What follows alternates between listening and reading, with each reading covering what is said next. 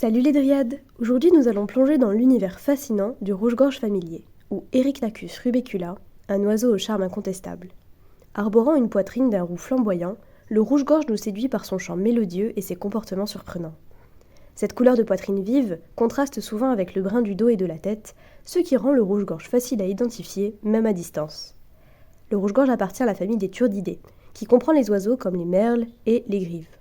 Leur habitat naturel se compose généralement de bois, de forêts ou de jardins où se trouvent des arbustes et des buissons. Il est assez fréquent d'observer ce joli passereau dans des zones plus urbaines, car il n'a pas peur de l'homme. Le rouge-gorge familier est un oiseau très actif. Il est connu pour son chant mélodieux et distinctif, souvent décrit comme une série de notes claires et mélodieuses. Les mâles chantent pour marquer leur territoire et pour attirer les femelles. Ce sont des animaux très territoriaux. Ils défendent leur territoire contre tout intrus, démontrant parfois une grande audace et une agressivité sans pareille.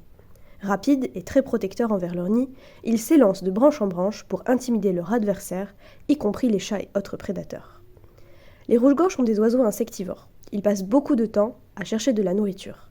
Bien qu'ils soient très habiles en vol, ils sont souvent observés en train de sautiller sur le sol à la recherche de quelques vers, chenilles et autres insectes. Les bains de poussière et d'eau sont des comportements communs chez de nombreux oiseaux, y compris chez les rouges-gorges. Les bains sont importants pour la santé et l'entretien du plumage et peuvent également aider à éliminer les parasites. Les rouges-gorges se baignent en se posant dans l'eau et en secouant leurs ailes, leur corps pour éclabousser l'eau de leur plumage. Ils peuvent se baigner pendant de longues périodes et préfèrent généralement des eaux peu profondes, comme les flaques d'eau ou les mares.